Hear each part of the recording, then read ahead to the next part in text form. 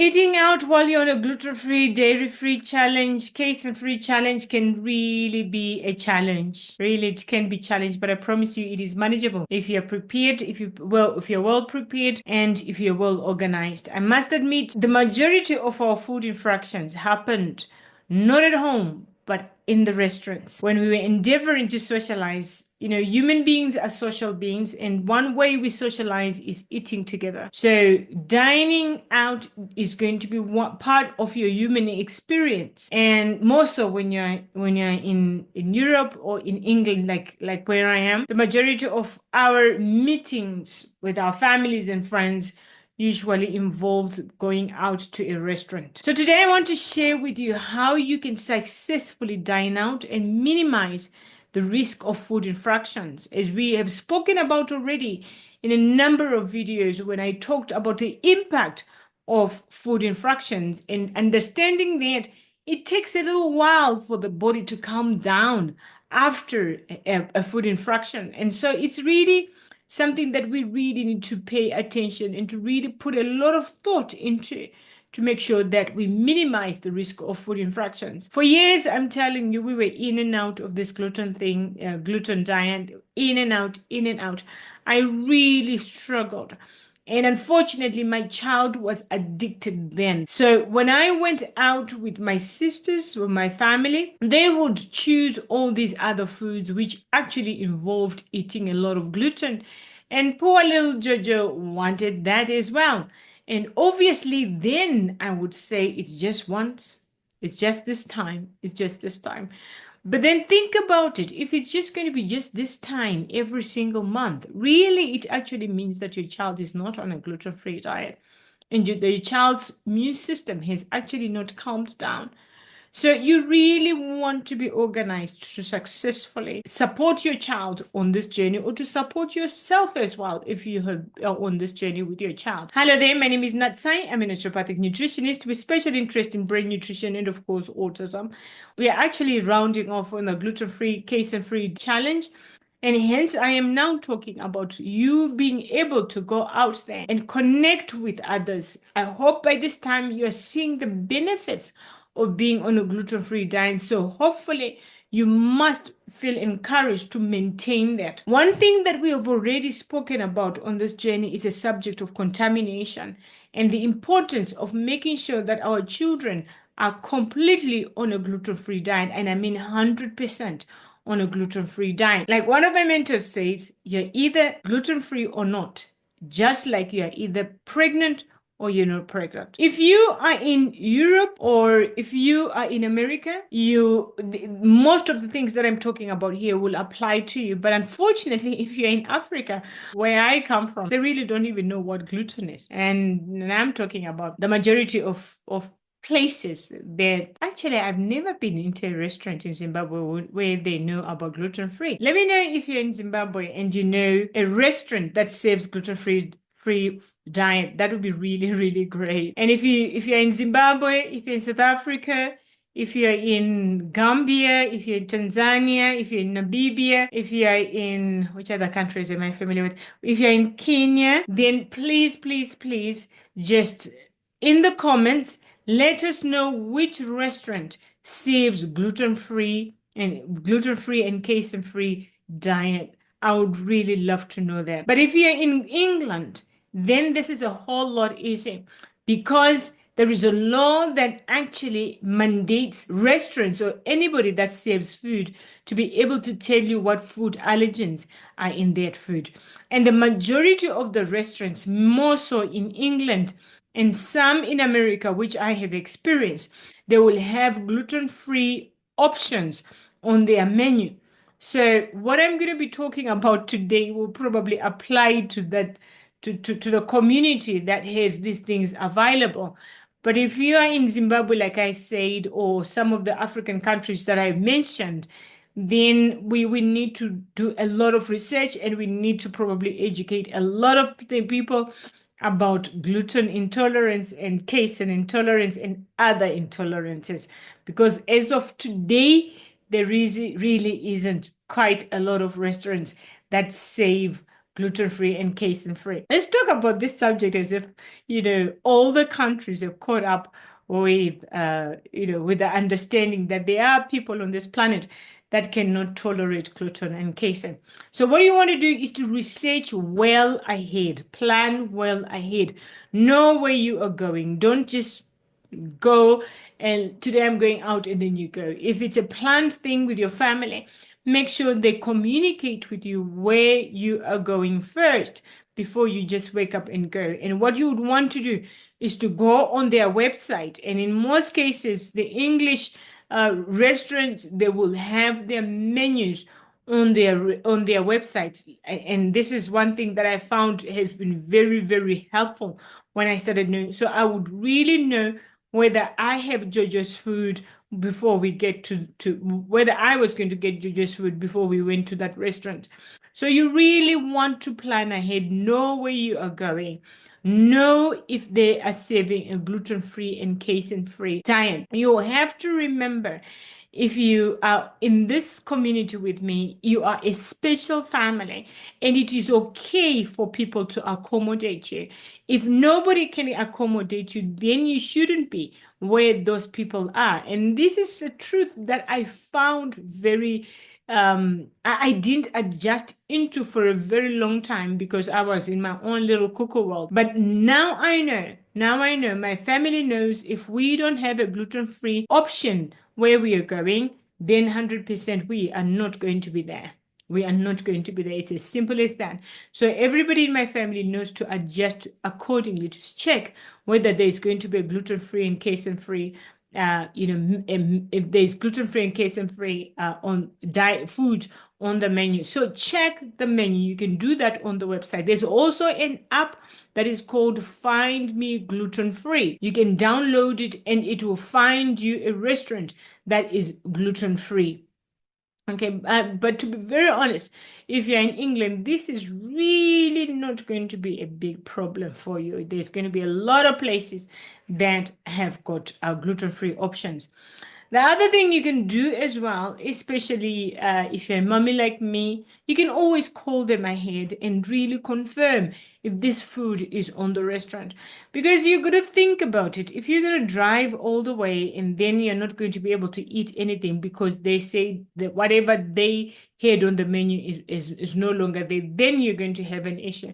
I've had that situation once where they said they had a gluten-free option for pizza, because Georgia, usually when we do pizza, when we go out, I usually have a good night out. It's almost like it's the best option for him. He goes quiet. He just loves the crunchiness of a pizza. So if they have a gluten-free, casein-free option of pizza, then that will be great. But again, you must check, because some of them won't have them. They'll tell you we've run out, and you're there, you're sitting with everybody, and your kid is there, and they don't have anything for your child. So that's not going to be a really nice thing.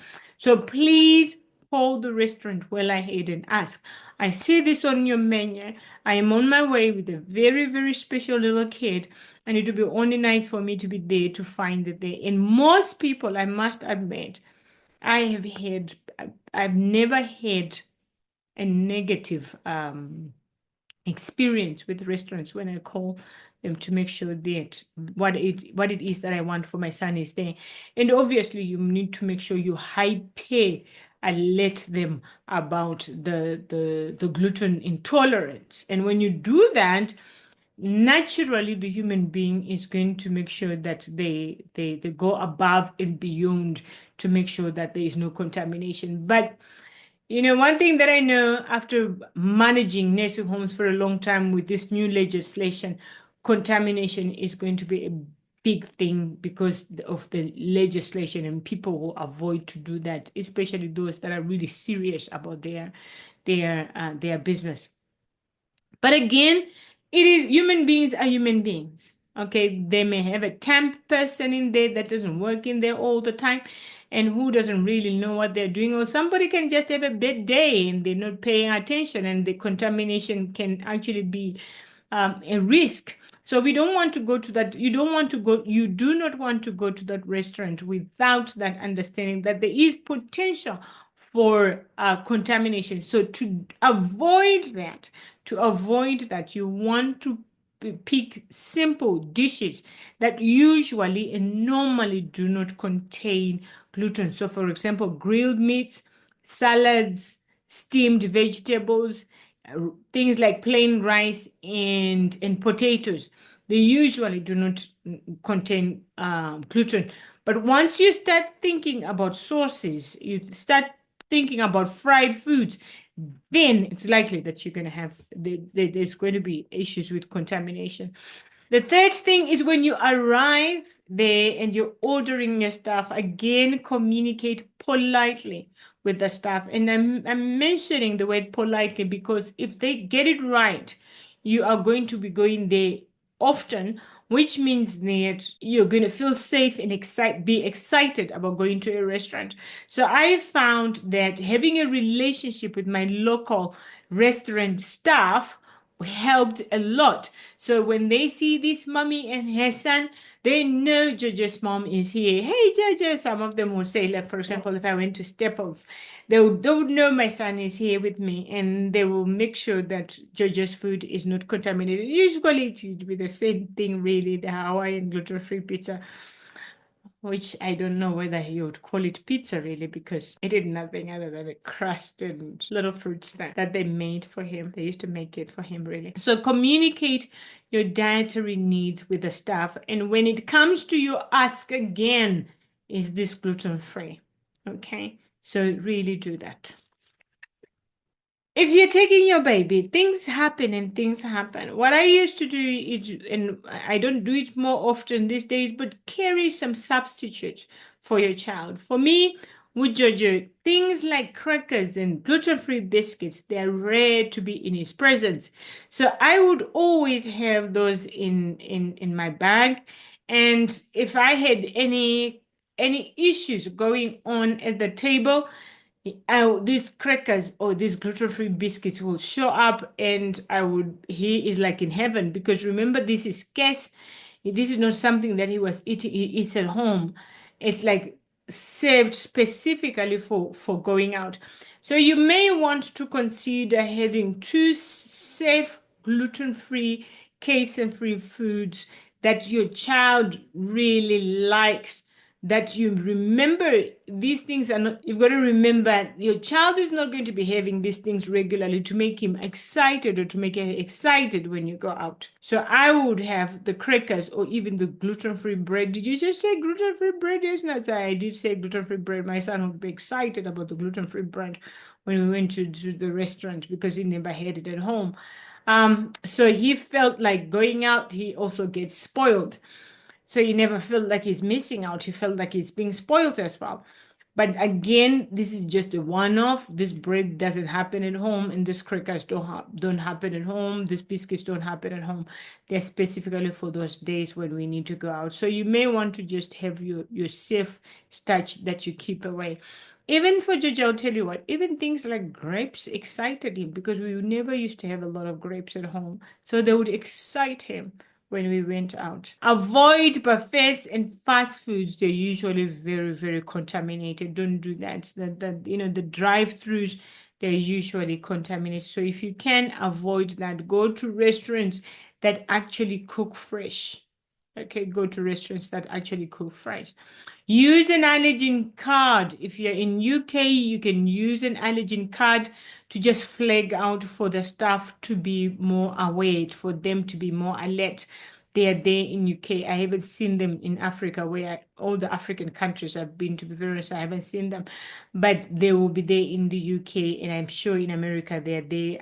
Those that are in America, can you let me know if they are there so that we can confirm to other moms to look out for them? And when you get there, I would just, like, now Jojo is a lot older, I usually get him involved in choosing what is on the menu, and I've got him accustomed to looking for the gluten-free, casein-free sign.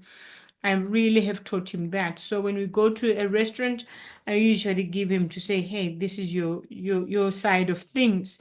And he gets involved, so he doesn't feel like he's left out. So involve your child in that. And I would say when you win with 1 or 2 restaurants, you've already solved a big problem there. And which means even those that want to come and connect with you as your family, you have a place that you are familiar with.